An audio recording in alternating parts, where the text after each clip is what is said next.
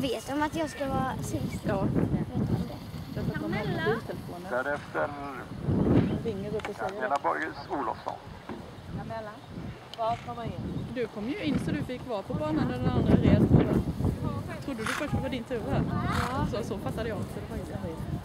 Vad bra att du märkte att inte det var så. Det var väl nu, och nu började den hoppa. Okej, jag måste gå in i mitten. Ja, det var bra.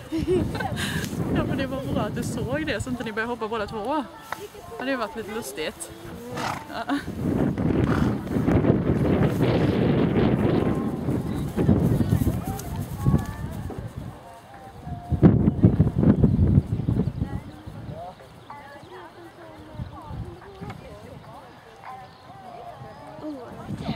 Nu är siktet inställt på Gaishinder. Det är det grönsvarta. Fartashinder.